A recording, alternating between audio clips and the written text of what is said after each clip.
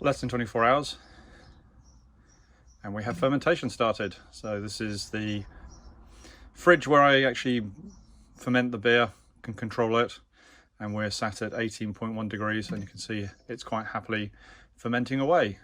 This beer won't be dry hopped, so after about a week or so this should have completed its fermentation phase. Now it's time to tidy up. So the bit that everyone really likes to do, so a little bit of a boil over. So we now just need to wash everything down. There's the hose, soap and water. I'll show it to you once it's all nice and clean. So for those of you who've been interested in my beer fridge, I have an old Smeg fridge in the garage. It's able to hold 3 corny kegs, and the one in the front is the one that I brewed the other time with Brewzilla. The one at the back right is an IPA, and then the back left wasn't brewed in the Brewzilla. That was one that I did just before Christmas, which is my Christmas ale.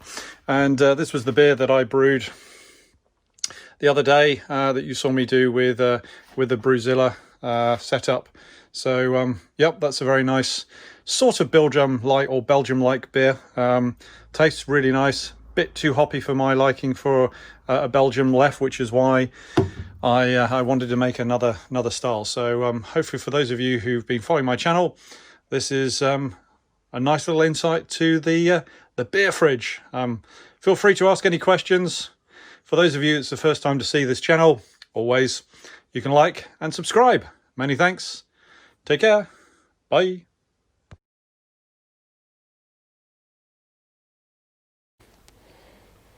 Hey YouTube, we're ended the brew. This is 2 weeks in now, and it's now time to bottle up and keg up the beer. So I have prepared the keg already. It's already had star sand inside it. I've already filled it up with CO2 and blasted and purged it through. I've also got some bottles, so I'm going to take some of the beer out and put it in these bottles. Already added inside these bottles essentially 3/4 teaspoonful of brewing sugar for the big ones, and 1/2 teaspoonful of sugar for the little ones, just to do the secondary fermentation, using not a brand new, I think this is Young's actually, but this is just the brewing sugar that I add into it. Again, they've been rinsed, they've been star sanded out. I've got my sample jar, so I'm taking out the beer, and I'll take a reading, and I've got my hydrometer as well ready to go.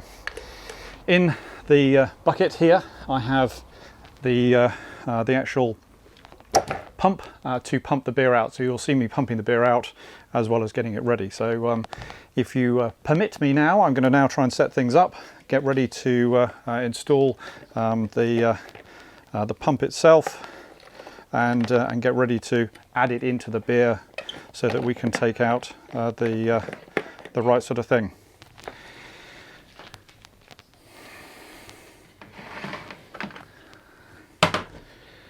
Okay, so there's the beer ready and prepared. The little top that was for this I have put down somewhere and I cannot remember where. Ah, there it is. Yeah, so let's just dunk it in star sand quickly so it's clean. Doesn't need to be. So let's just pop this in.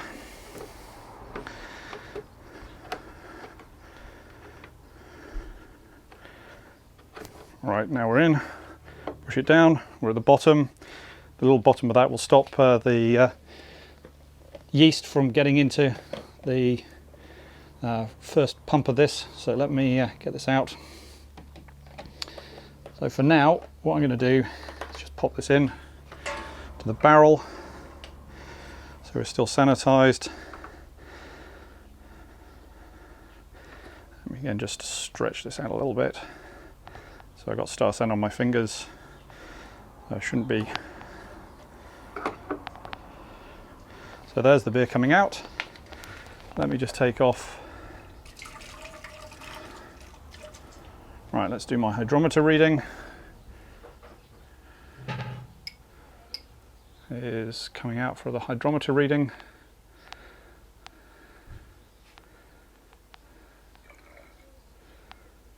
Probably good enough for the hydrometer reading. Yep, that's more than enough, too much probably. too much. That's going to spill out. So let me just... So it's quite cloudy, but then... So what have we got to? Wow, we almost have a full attenuation down to 1.010 at the moment. So pretty well much exactly where I was aiming for as far as getting the IBU level right, the final gravity. So let's start filling up some of these bottles. I'll give you a taste test in a minute. So we'll start with the larger ones first. So, not the most elegant way of doing it. My arm's on this as well, so I shouldn't really be doing it like this. Let me just take this off a second. Oh, spilt it, right. Because I'm trying to do it in front of the camera, I want to try and get it in. There we go. Smells good. Not quite to the top. Right, now we're at where I want to get to. Put the lid on. All you can smell is beer. So for the keg, I'm going to be force carbonating this. Had great success with force carbonating so far, and I hope that I can get the right level with the force carbonation. Again, I'll put in the video what I'm aiming for as far as a carbonation level is concerned. I'm probably not going to get it right for the bottles because it's a bit hit and miss with the bottles. Ideally, if you were doing this and you were bottling it all up, then I would move all the beer into a clean and sanitized secondary fermentation vessel, and then add the sugars, mix the sugars in, and therefore you've got a good mix with, or you have it well mixed up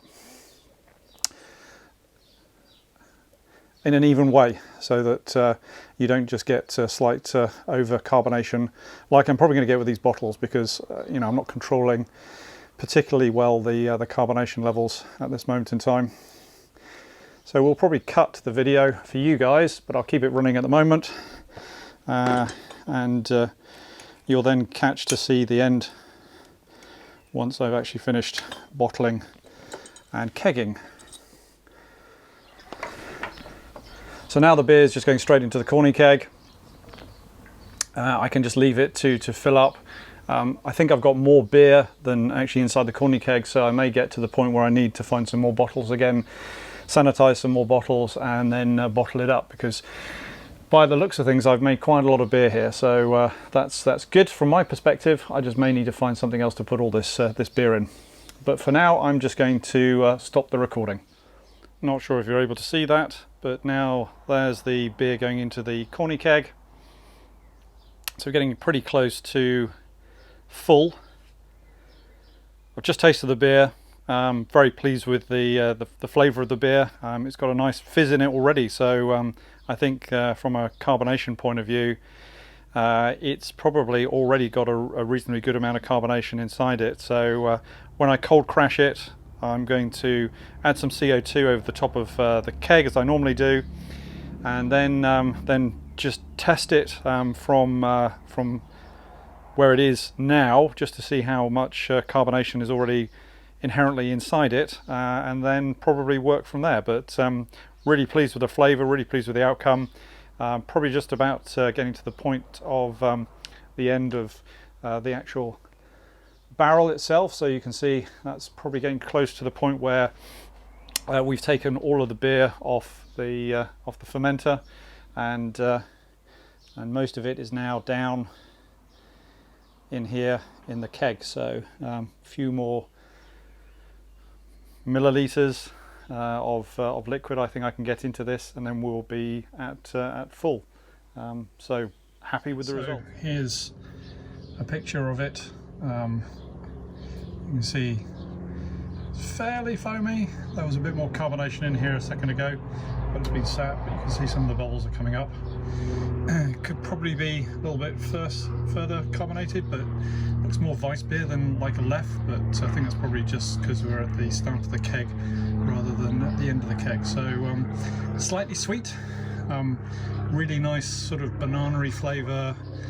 Yeah, very Weiss beer-like, but definitely has the edge of a Leffe to it. So I'm quite pleased with this one. So for those of you who've been watching the channel, hopefully that's quite a nice little shot for you.